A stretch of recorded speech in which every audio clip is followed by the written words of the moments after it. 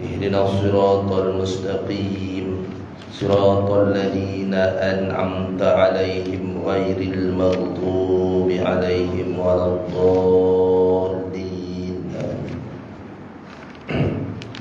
بسم الله الرحمن الرحيم. Assalamualaikum warahmatullahi wabarakatuh. Alhamdulillah rabbil alamin, wassalatu wassalamu ala asyrafil anbiya wal mursalin wa ala alihi wa sahbihi ajma'in. Rabbi shrah li sadri wa yassir li amri wahlul 'uqdatan min lisani yafqahu qawli. Subhanaka la ilma lana illa ma 'allamtana innaka antal alimul hakim. Rabbi zidna ilma warzuqna fahma wala hawla wala quwwata illa billahil aliyyil azim. Rabbana iftah bainana wa baina qaumina bil haqq wa anta khairul fatihin. Allahumma faqihna fid din wa 'allimna ta'wil wa hdina ila siratikal mustaqim. Allahumma iftah alaina hikmataka wanshur alaina min khazaini rahmatika ya arhamar rahimin. Yang dihormati Fadil Ustaz selaku Imam ada jawatan kuasa masjid, program-program masjid, tempat sidang jemaah muslimin muslimat yang dirahmati oleh Allah SWT sekalian. Alhamdulillah, syukur pada Allah kerana dengan izinnya dapat kita bersama-sama lagi pagi ini. Masih dibangkitkan lagi kita pagi ini, diberi hidup lagi setakat pagi inilah. Sebelum kita semua akan meninggalkan dunia ini insyaAllah. Mudah-mudahan Allah SWT menetapkan kita di atas iman dan Islam, dan kita berikhtiar sebaik mungkin untuk melakukan segala perintah Allah dan meninggalkan segala larangan Allah Subhanahu wa taala. Mana kita sentiasa dalam keadaan bersedia untuk berpindah ke alam akhirat, alam barzakh, kerana itu alam yang kekal abadi, ya. Alam dunia ni hanyalah sebentar saja.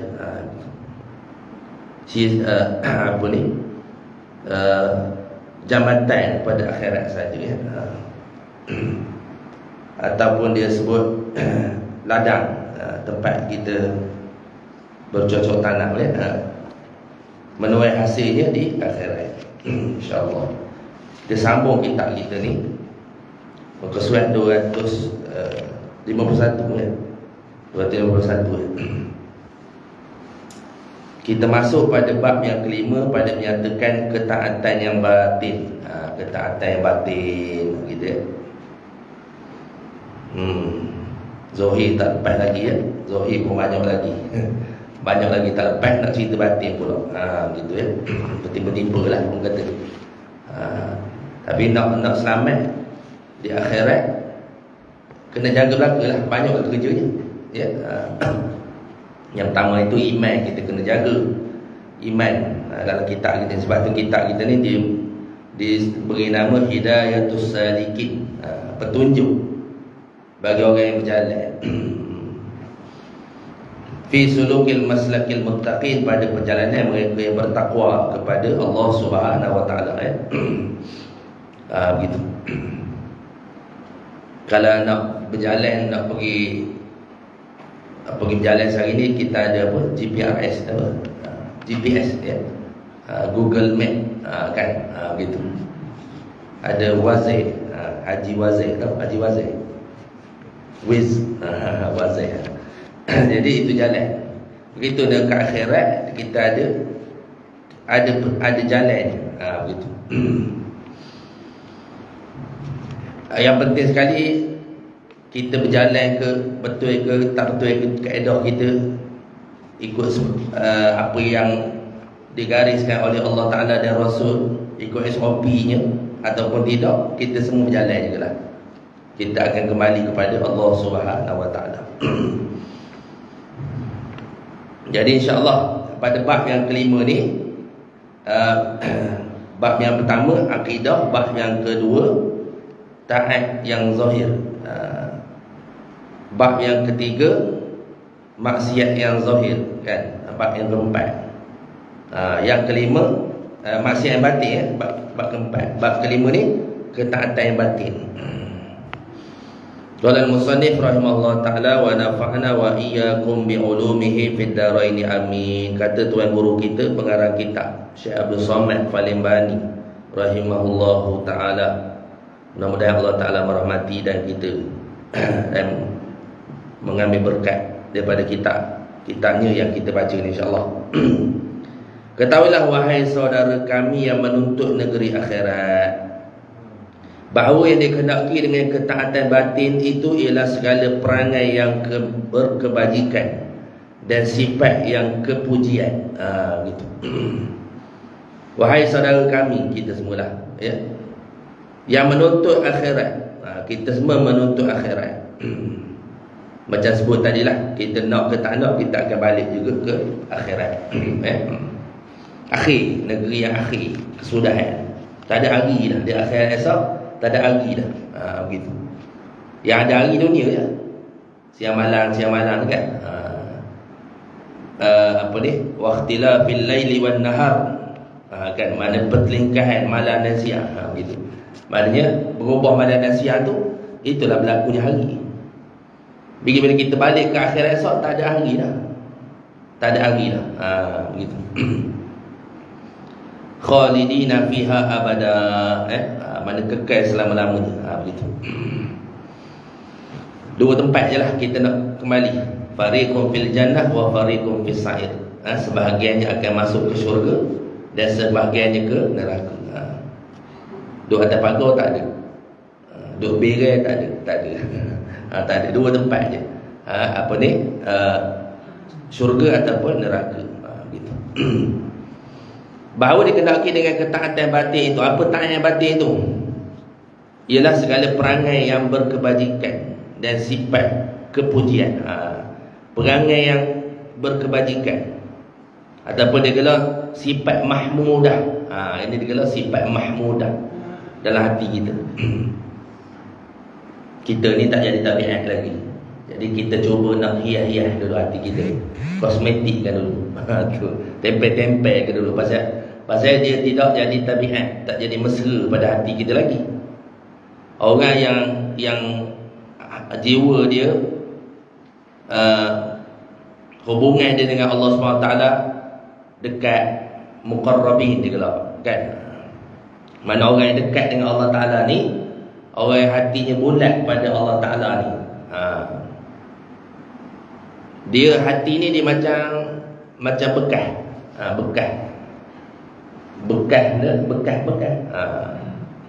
Kan, berjana. Orang dulu kalau berjana, bekas. Jadi bekas ni dia kena bersih dulu, baru boleh masuk air yang bersih. Begitu. Kalau bekas tu kotor, dia masuk air bersih, air tu kotor balik. Dia bercampur, ya. Begitu. Mana kalau kita sebut ikhlas tu bercampur niat antara Allah dengan makhluk. Itulah bercampur niat tu dikatakan kotor tu.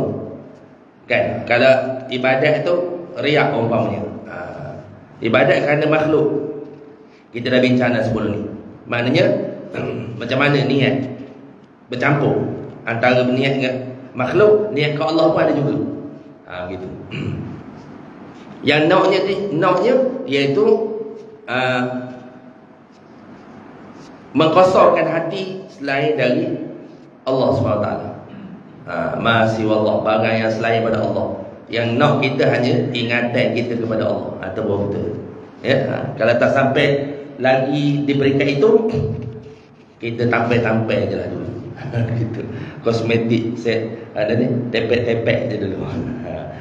Pedak-pedak dulu, bedok hati kita ni. Pasal apa dia tak jadi tabiat lagi.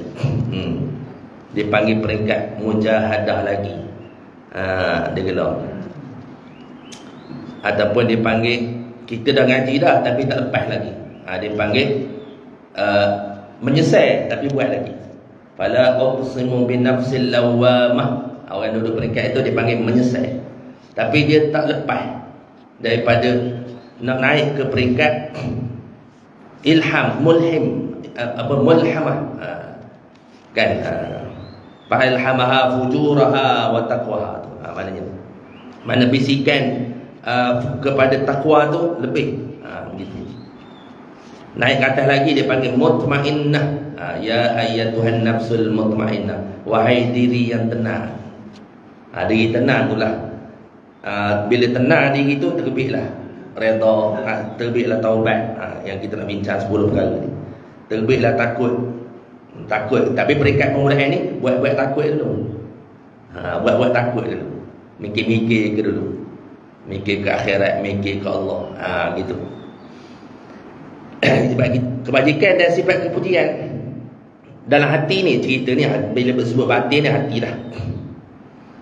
Ya,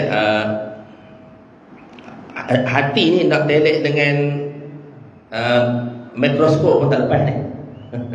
Nak telek dengan nak bagi orang mengandung ultrasound ni. Tak kira nak scan dengan tu tak lepas hati ni. Sebab dia panggil hakikat pada hati. Begitu. Rohaniyun dia panggil. Qalbun rohaniyun. Qalbun ni ada dua. Satu qalbun jasmaniyun, satu qalbun rohaniyun. Qalbun jasmaniyun jantung. Qalbun ni jantung, bukan hati. Syekh Abdul Qadir disebut tafsiran pada qalbun tu bukan hati, mana jantung. Jantung jasmani yang kita keluar lah sebongkar keluar. Situ ada injak tu kan, ada injak, keluar masuk darah. Ada darah, ada injak masuk, ada peredaran darah tu. Ada salur ke arah itu. Kalau salur tu sumbat, kena buat bypass. Kena buat bypass, kena buat stent, macam-macam lah. Itu dia panggil jasmaniyun. Itu kena pergi IJN, jumpa pakar bahagian jantung. Tapi yang dimaksudkan oleh syekh kita ni, yang dibincang oleh yang dikatakan batin ni rohani. Itu. Nak ubat ni mana? Dengan tak lain tak bukan dengan Quran, hadis. Quran, hadis. Sebab apa? Sebab Allah yang buat dia.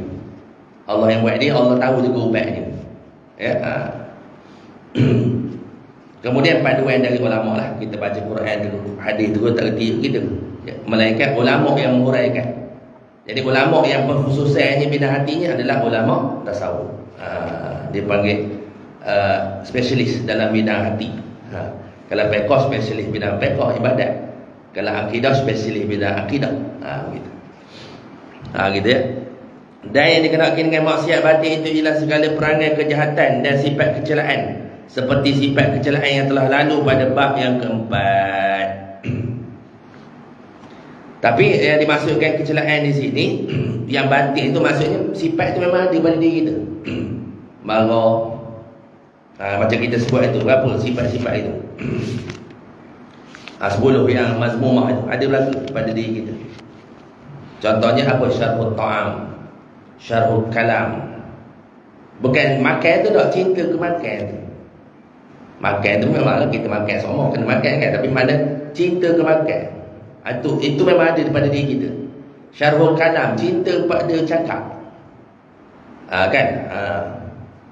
Apa ni? Riak, ujub, takabur tu memang ada. Memang akan ada.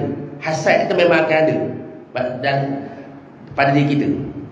Lagi kita tak ingat sebenarnya mata hati kita kepada Allah SWT, lagi itu hasad ada. Automatically. Hasad. Kan?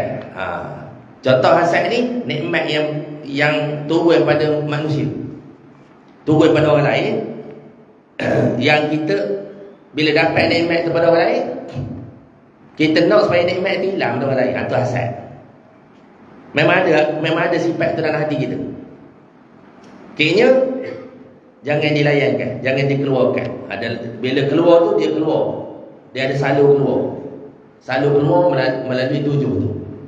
Panca indera 7 tu. Mata tu memandang. Dia mana sebelah mata lah, pemandang dengan mana keburukan. Mulut mula mengata, mula mengumpat. Dia tu dapat duit bermana kita tak tahu. Kan, tak benda-benda duit bermana kita tak tahu. Tu dia terbit gitu. Telinga, dia nompang tui. Maknanya dengar orang bercakap hai orang tu. Hai keburukan orang tu. Tapi kalau kita tak keluarkan hasad tu daripada batin kita, dia tak jadi dosa. Hasad tu tetap ada, cuma kita kena pusingkan dia. Contoh kalau orang yang kita hasad tu, kita tukarkan luaran tu kepada baik. Contohnya kita benci, tak suka ke dia, kita kena rapat ke dia, rapat dengan dia lagi, kena puji lagi nikmat walaupun hati kita tak gitu. Peringkat permulaan. Jangan keluarkan benda isi hati kita keluar. Macam marah tu batin. Macam kita sebut sifat marah tu kan, ghadab. Ghadab tu benda yang ada dalam diri kita. Api kan kita ni tanah air api angin. Jadi api tu ada dalam diri kita, memang ada, membuak-buak dalam diri kita. Itu memang ada. Tapi yang salahnya marah yang dikeluarkan, itu yang salah. Marah yang dizahirkan. Kadang-kadang marah pada mulut, keluar seekor-seekor kan. Binatang keluar seekor-seekor. Patut benda tu dalam zoo, keluar seekor-seekor. Macam-macam lah tu kan. Binatang ni lah kan, keluar pada. Lepas tu kalau kita khabar, awak ngapa apa ni, makin hamba yang gitu orang. Dia kata habis sabar ni. Kalau tak sabar naik tangan, naik kaki semua gitu kan. Tu kalau tak sabar ni, mulut ni habis sabar. Kita kata tak sabar lah semua. Sabar tu apa? Marah yang ditahan dalam hati. Payah tu. Sebab tu Nabi kata, bukanlah orang yang kuat itu orang yang boleh menumbangkan orang lain ketika bergaduh. Tapi orang yang kuat itu adalah orang yang boleh melawan kemarahannya ketika dia marah. Walaupun dia mampu marah, orang tu tak melawan lagi. Tak melawan dia bila dia marah. Dia tak marah. Itu payah. Okey. Itu batin, kena faham batin tu. Jangan macam kita bincang tu, maksiat batin, tiba-tiba ada pula syarhul ta'am di situ. Mana kaitan batin dengan ta'am? Ta'am ni mulut. Mana makanan yang masuk ikut mulut. Tapi masuk dalam bab batin, maksiat batin itu syarhul ta'am, cinta ke makan. Cinta ke makan. Kan kita bila kita puasa tu kan, kita resah kan, perasan? Kita resah, Allah masuk Ramadan, tak boleh makan siang. Kalau tidak makan siang, semua makan ikut time. Ini time padahal makan juga kena berubah. Makan awal sikit sahur. Jadi pagi-pagi tak boleh makan dah, tak makan nasi lemak. Kan? Tengah hari tak makan nasi lauk.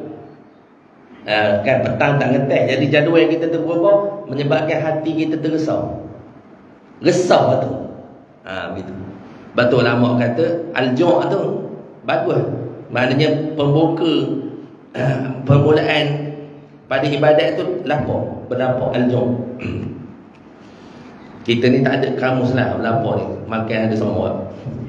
Pagi ni, ialah pagi ni kan cerita-cerita kan orang tak buat pula makan pagi. Jangan cerita ustaz, kamu malas lah jam pagi. Tak apalah, terus lah kan. Tapi mana kita tengah hari kan ada dah. Ni patin tengah hari, daging. Petang ni kan ada dah buat kodok. Mana agenda makan tu dah ada dah. Kamus lapar ni tak ada dalam hidup kita. Kita orang Islam ni yang dikatakan lapar tu puasa lah. Tapi sebenarnya puasa tu dia nambah pahala lagi. Cuma sebenarnya yang dikendaki di sini lapar, tak spesifik puasa. Bila puasa dia upgrade lagi pahala, dia dapat top up lagi pahala. Cuma yang dikendaki lapar di sini. Maksudnya extendkan lapar tu. Kita extendkan lapar ke lapar tu. Kita lapar sikit sesak lah. Sesak dah. Oh, tak makan pagi, tengah hari tak makan lagi ni, sesak lah. Padahal yang sesak tu bukan kita. Yang sesak tu nafsu kita. Yang sesak tu nafsu kita. Lepas tu kita nak menunaikan tuntutan tekak lidah kita. Padahal makan apa pun boleh kenyang. Tapi nak makan ni. Nak ada benda ni. Pasal apa? Nak menunaikan cinta ke makan tu. Padahal makan benda-benda pun boleh isi perut. Gitu. Yang Nabi sebut itulah, makan ketika lapar, berhenti sebelum kenyang. Gitu. Nak cerita bandingan itu. Antara maksiat batin dengan maksiat zahir.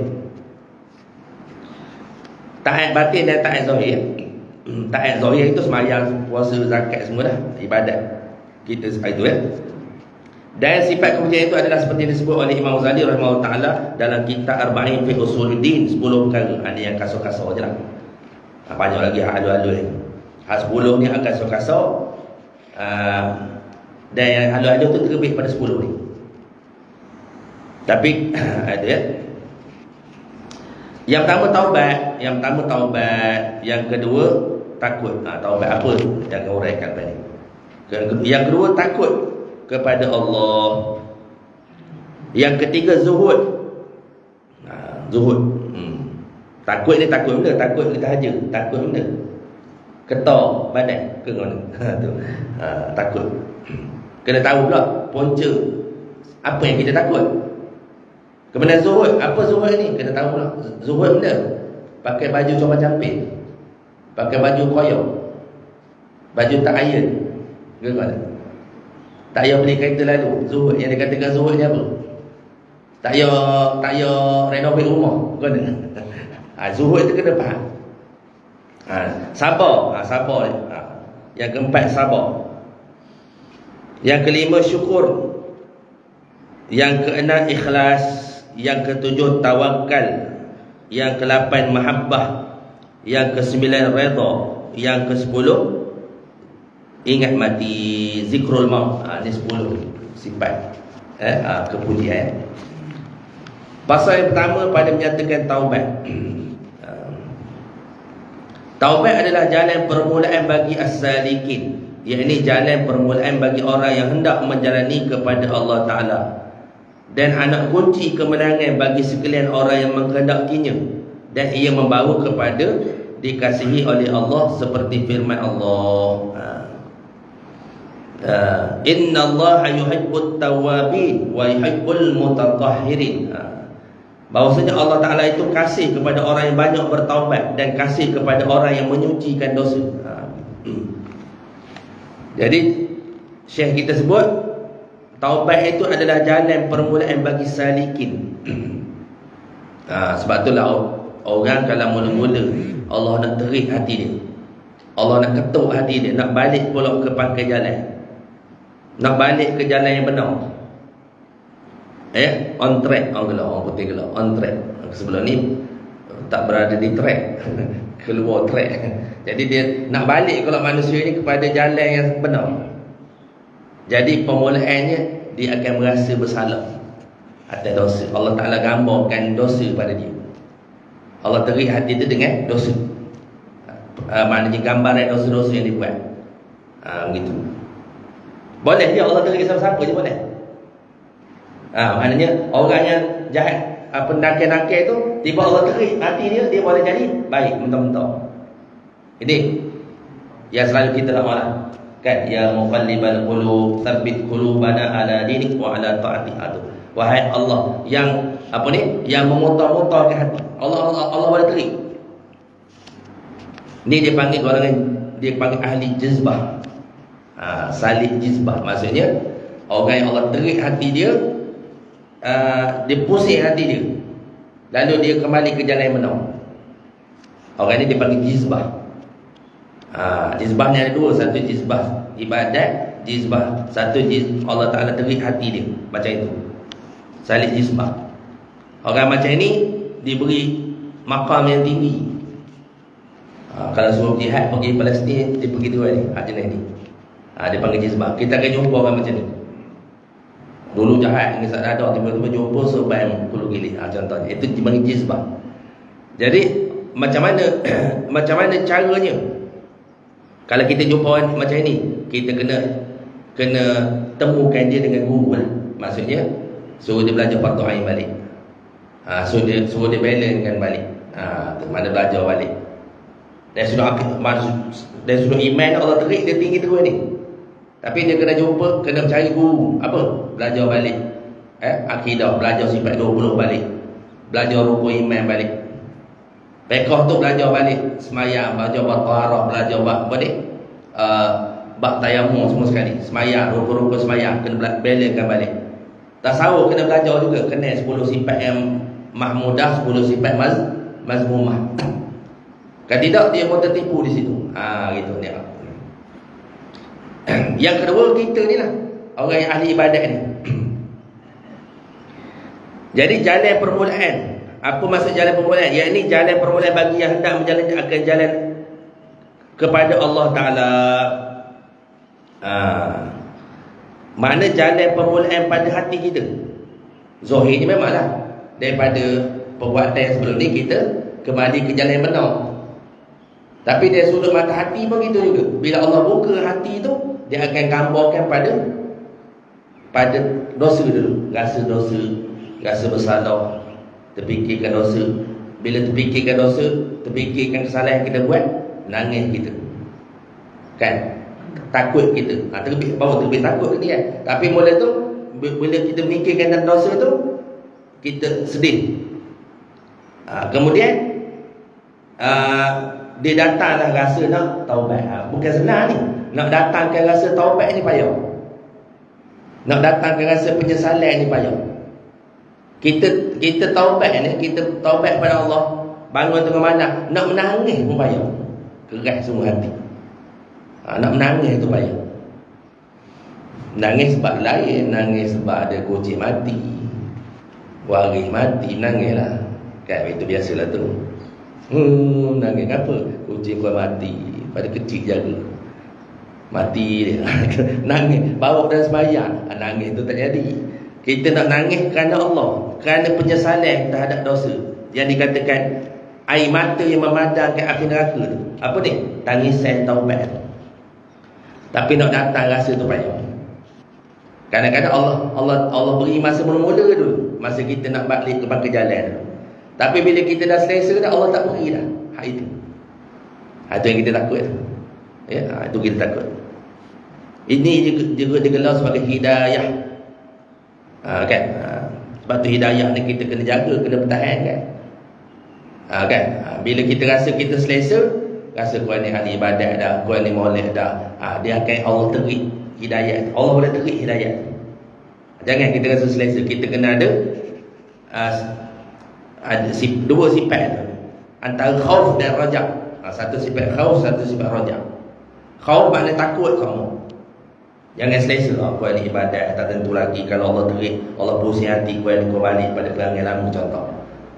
Dan bos semayang, kalau Allah terik, orang pusing hati kau mungkin tak semayang lepas ni. Allah tengok orang lain, jangan kita ini pula dia tu tak mau lalu ke masjid, tak mau lalu ke masjid. Tengok kita ni bagus, kita rasa bagus, nampak situ. Padahal patut kita tengok dia, ya Allah, mudah-mudahan Allah beri hidayah pada dia, Allah beri bukakan pintu hati dia. Patut gitu dah. Kita tak mau lalu datang ke masjid. Kita ni bagus, nampak. Itu dia panggil tidak apa dia, tertipu di situ. Jadi kita kena seimbangkan antara khauf dan raja. Khauf mana takut, bimbang-bimbang Allah Ta'ala tak terima ibadat kita. Bimbang-bimbang kesudahan kita esok buruk. Banyak cerita kan, tuan-tuan selalu dengar lah, cerita Balsisa, cerita Balambahura tu kan. Balsisa, saya cerita dah itu dah. Balsisa tu benda, dia rasa nak buat dosa, nak try buat dosa. Iblis nipu dia kata, awak buat dosa sekali. Pasal Iblis ceritakan ada orang dulu buat dosa sekali, kemudian bila dia taubat, Allah naikkan pangkat dia tinggi tu. Mana taubat, dia anjangkan paradigma dia panggil. Mana dia naik tinggi, makam dia tinggi tu. Jadi Balsisa buat try buat dosa.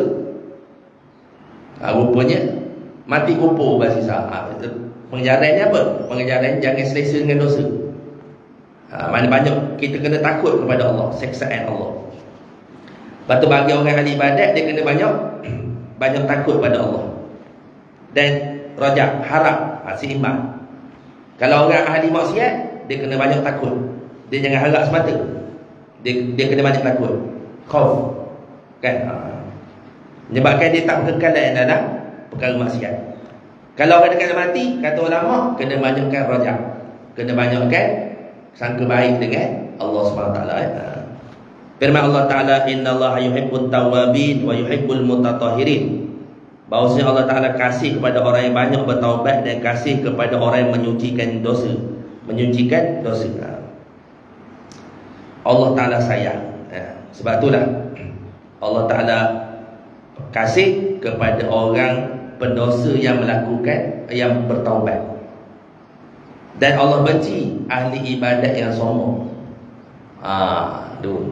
Allah benci kepada ahli ibadat yang sombong. Allah kasih kepada pendosa yang bertaubat. Kayaknya jangan kita nak buat dosa pula. Itu kena faham di situ. Kita dah ahli ibadat, jangan ngacu buat dosa. Sebab tu dah ahli ibadat ni dia jangan kita kata tak apalah sekali-sekali tak boleh gitu. Dia cakapnya lain. Ahli ibadat jangan buat dosa, memang awak buat dosa mati contoh. Tak ada yang taubat. Tapi kalau orang bukan ahli ibadat, dia punya intonasi cakapnya lain pula. Kita nak tahu orang luar lah. Jangan kata awak ni neraka tempat, tak ada tempat lain. Tak ada lah kalau gaya awak ni neraka lah. Sedap neraka korang. Kan? Patutnya intonasi dia lain. Boleh jadi Allah Ta'ala ni dia nak jadikan kita tak baik ni, dia nak kita balik pula pada dia. Kita taubat merintih pada dia kan. Dia nak gitu Allah Ta'ala ni. Dia kadang-kadang maknanya melakukan dosa itu melakukan dosa itu Allah Ta'ala dah beri peringatan pada kita. Kita buat dosa, kita buat ibadat, dia betul-betul jatuh dalam dosa. Allah nak tegur, macam Allah nak tegur dalam hati kita. Allah kata ibadat ni bukan hak awak. Kan? Jangan rasa kita rasa hak kita ibadat. Kita rasa kedekat kita. Kita rasa taufik datang pada kita. Jadi Allah tegur sekali-sekali kita buat dosa. Seolah-olah Allah nak ketuk hati kita. Bukan awak. Hakikat pada ibadat ni kasih sayang Allah. Kita nak balik pula kita punya mata hati ke situ. Hakikat pada ibadat ni kasih sayang Allah. Kalau Allah tak sayang kita, kita nak buat ibadat tak terbuat. Kalau Allah tak sayang kita nak taubat pun tak rasa nak taubat. Ni sebab tu ini si payah ni. Kita nak taubat mungkin Allah terik masa itu, tapi nak berkekalan dalam taubat tu payah.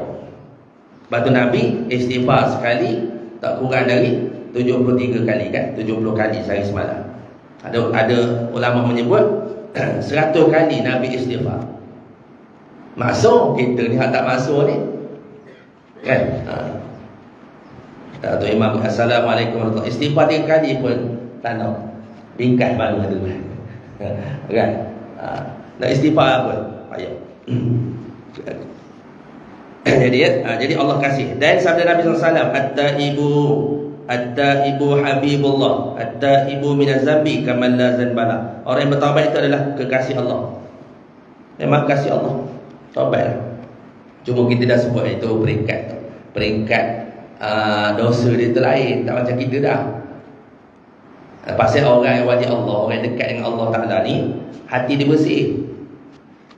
Saya buat analogi macam tapak kaki tu. Ingat tapak kaki? Tapak kaki kalau jarang tak berselipar, sekali-sekala tak berselipar, pijak batu tumpul pun sakit kaki. Kan? Pasal dia jarang tak berselipar. Sekali-sekala tak berselipar, pijak batu tumpul pun sakit. Usah ke batu tajam, batu tumpul pun sakit dah. Pasal apa? Dia jarang tak pakai selipar. Tapi kalau orang yang kerak tak pakai selipar, kaki rakyat, kaki tu dah benda ni kematu, kaki tu dah kematu dah. Jadi kaki tu dah kematu, nejok batu tak rasa sakit. Batu tajam tak rasa sakit. Duri, separuh lah duri masuk dalam kaki, tak rasa lagi. Lagi tak nyontok sampai pakai duri tu lagi tu tak sakit. Pasal apa? Dia nak nempuh kematu tu dulu. Nak nempuh kematu tu dulu. Tak lepas ke hak daging hak lembut kan? Itulah umpama kalau kita ni tak taubat. Jadi ulama sebut satu dosa tu umpama zulumat binti hitam pada hati kita, tombok situ. Kalau kita taubat, dia padam bintik hitam. Gitu. Kalau buat dosa balik, taubat balik, dia padam balik bintik hitam. Dia polish balik hati kita. Kalau tak taubat, biar gitu, akhir sekali dia jadi hitam. Kan? Kita memang esok sampai satu tahap dipanggil khatamallahu ala qulubihim, minta jauh. Khatamallahu ala qulubihim, maknanya Allah Taala khatamkan hati kita. Itu kita tak tahu. Dan kemunculan bawa kepada kufur, berkekalan dalam dosa, mula fasik, zalim, bawa kepada kubur. Halal agamanya kubur. Mula-mula buat rasa bersalah, lepas tu lama-lama buat sedap pula. Dah sedap nyodahnya rasa tak dosa pula, rasa halal pula. Jatuh kubur, menghalalkan apa yang diharamkan oleh Allah. Kan? Begitu. Dan orang yang bertaubat dosa itu seperti orang yang ada dosa memang. Inilah dua lah kita nak bawa ke akhirat. Yang pertama bekal, yang kedua penyucian dari dosa. Dua je.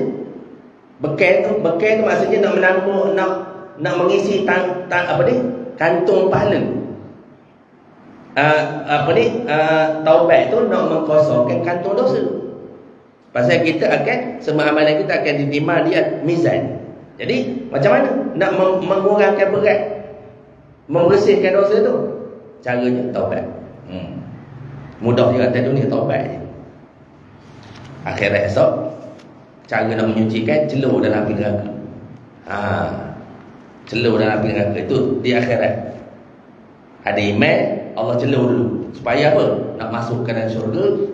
Sebab syurga ni tempat kursi, tempat molek, tempat suci. Jadi orang dah masuk, dia kena suci dulu. Anak kunci ada dah, tiket ada dah, tak lepas masuk lagi. Iman, tiket tu iman, tapi tak lepas lagi. Kena celur dulu, kena bakar, kena tu angus dulu, gentung dulu dalam neraka. Dah suci tu, esok barulah itu barulah masuk ke syurga. Sakit membersihkan di akhirat. Baik kita bersih atas dunia. Caranya apa? Taubat. Taubat. Dan yang ketiga, seterusnya ketahuilah bahawa taubat itu wajib kata tiap-tiap orang mengerjakan maksiat dengan dalil Al-Quran, hadis Nabi SAW serta ijma' ulama. Sekalian ulama seperti firman Allah Ta'ala, wa tubu ilallahi jami'a ayyuhal mu'minuna la'allakum tuflihun. Hai orang-orang mukmin, bertaubatlah kepada Allah kesemuanya, mudah-mudahan kamu mendapat kemenangan. Taubat ni wajib lah. Tak ada kaedah lah. Tak ada kaedah yang boleh menyelamatkan kita daripada dosa melainkan taubat. Allah lah juga. Bukan taubat tu bukan dah yang mengampunkan, hakikatnya Allah juga. Tapi cuma Allah nak tengok penyesalan kita tu. Taubat kita, angkat tangan kita, menangis kita kepada Allah Ta'ala. Itu ya. Hukumnya wajib. Hukumnya wajib. Dosa besar ke dosa kecil, wajib kita taubat ya, gitu. Cuma dosa besar ni, dosa kecil ni ada ulama menyebut kadang-kadang dia terhapus dengan wudu, kadang-kadang dia terhapus dengan sedekah, kadang-kadang dia terhapus dengan amal soleh kita. Dosa kecil. Dalam motor tengok antara orang tak apa kan, nampak rambut orang, dosa kecil kan. Nipu kayaknya nipu tak menyakit orang, nipu cerita ramai kita tak nipu kita tak. Anak buat cemerlang, padahal tak cemerlang pun, nak sedap cakap anak buat SPM cemerlang. Cemerlang sekolah tu. Anak sedap cakap kan, dapatlah banyak A je, padahal tak ada A pun. Orang terdengar ikut awak lah, anak awak mana kain kau kan. Tapi saja je dia cakap, itu dipanggil dosa kecil. Dosa-dosa macam itu, dosa mata, dosa telinga. Dosa telinga contohnya apa ni, dengar cerita-cerita yang melalaikan, tu makruh kan. Lepas tu adalah dosa-dosa. Itu ya. Jadi apa ni, dia boleh terampul dengan apa ni, antara tadilah Tapi kita kena selalu istighfar lah. Pasal kita buat dosa sama kan. Kita tak terlepas daripada melakukan dosa. Tapi dosa besar ni dia ada syarat dia. Syarat taubat itu ada 3 perkara ya. Yang pertama meninggalkan maksiat. Itu syarat. Dosa besar pun dosa kecil kena jugalah. Cuma dosa besar dia tak akan dapat terhapus melainkan dengan menunaikan 3 syarat ni. Yang pertama meninggalkan maksiat. Tinggalkan sama sekali. Maksiat kita buat tu tinggalkan. Boleh nak berhenti ni. Ya, jangan lorat insya-Allah. Nak berhenti ni. Lorat risau. Meninggalkan maksiat. Tu, mana tak buat meninggalkan betul. Yang kedua menyesal atas perbuatan itu, menyesal. Mesti ada menyesal dalam hati. Kalau tak ada menyesal, tidak dikira taubat. Ngapa tak judi? Tengah tak duit kat sini. Kan. Ngapa tak judi? Bonus tak dapat lagi. Esok dapat bonus judi pula. Begitu. Ngapa tak main perempuan? Ni mereka tengah kurang. Esok mereka laku main perempuan pula. Contoh. Apa yang bunyi ketok berhenti tu. Gitu. Dia kena menyesal, betul menyesal. Mana? Kerana Allah. Aku taubat ni kerana Allah. Itu maksud menyesal. Jangan kerana sebab dia lain. Pencet ngapa tak ada? Kedegat tak ada dah. Sebab ada kedegat. Nak muncul lah kedegat tak ada. Kalau ada kedegat, berterusan buat dosa. Sebab tu kedegat kau korang, gigi kau gugur, mata kau kabur ini, Allah nak tegur. Seolah Allah nak ngabuk, jadilah cukup-cukup lah. Lama dah, pencet-pencet lah. Allah nak tegur kita. Sebab tu, bila beransur berumur ni, mata kabur, gigi gugur. Kan? Apa lagi? Kulit kendor. Kan? Semua tu beransur kurang. Nafsu kurang. Kan? Tapi orang lelaki dia tak mau pencet. Orang apa yang mau pencet orang perempuan. Orang lelaki dia tak ada pencet. Kan? Orang perempuan dia mau pencet lah. Dia main cucu lah. Ada kawan saya tu, berkawan sini tempat lain dia kata. Kan? Dia bawa nikah lah. Dia kata sedap ayat dia. Dia kata benda. Ngapa nikah? Tak ada benda. Bukan sebuah awak. Bukan sebuah orang muda. Orang lama lah. Orang dengan dia. Bukan sebuah orang muda ni buat benda. Buat rodor je dia kata. Buat rodor. Lepas tu benda. Buat panas belakang je. Jadi kalau tidur tak sejuk sangat. Bila ada orang sebelah panas sikit belakang je. Jadi maksudnya ngapa taubat? Sebab dah tua. Kena balik pada Allah. Mana dah betul-betul tua tu, bela niat malam balik, aku taubat bukan sebab dah tua, bukan sebab ada pencet, sebab apa? Sebab aku nak kembali kepada Allah. Ilahi anta maksudi wa ridhaka matlubi kan. Yang ketiga bercita-cita tidak kembali kepada maksiat itu selama-lama. Bercita-cita. Mana berazam tak? Memang tak buat, tak mau buat lah. Walaupun lepas tu buat lagi. Taubat lagi, buat lagi. Tak apa. Imam Ghazali kata, jadilah orang yang bertaubat. Mudah-mudahan dekat dengan mati, kita menjadi hamba Allah yang bertaubat. Terus bertaubat. Gitu. Walaupun kita tak boleh melawan nafsu kita, nafsu tak kendal lagi. Buat lagi taubat balik. Buat lagi taubat balik. Buat lagi taubat balik. Gitu. Ada setengah ulama kata ada empat selai tamosa. Iaitu kalau dosa kita dengan manusia, kita kena pulang ke hak manusia. Yang keempat. Banyak lagi lah dalam kitab Minhajul Abidin. Antaranya berpindah ke tempat yang lebih baik. Dulu tempat tu kita punya environment putih gelap. Kalau orang Arab tu suasana tu maksiat, kita kena pindah ke tempat yang baik. Pindah ke kampung yang lebih baik. Kan? Kalau kerja tempat judi tu pindah kerja tempat lain. Begitu usahalah. Kan? Cukuplah sekadar itu. Jika dosa antara manusia, dia ada cerita ni. Nantilah kita sambung pula. Wallahu ta'ala a'lam. Pada baca sekejap aja habis ni bab dosa, bab taubat ni. Kayaknya dia bunga-bunga tu banyak. Bunga-bunga tu banyak. Jadi wallahu a'lam. Cukup sekadar itu. Mudah-mudahan kita dapat amal lah, tuan-tuan. Jadi baca mudah, saya termasuk saya yang baca ni mudah. Tapi kita nak beramal payah. Tak dapat tidak lah, tak ada jalan lah. Sebelum kita mati, berterusan dan kita bertaubat. Sebelum kita menghembus nafas yang terakhir kita, insyaAllah. Wallahu ta'ala a'lam. Subhanakallahumma wa bihamdika asyhadu an la ilaha illa anta astaghfiruka wa atubu ilaik. Bismillahirrahmanirrahim. Wal 'asri innal insana lafi khusr illa alladhina amanu wa 'amilus solihat wa tawasaw bil haqq wa tawasaw bis sabr. Assalamualaikum warahmatullahi wabarakatuh.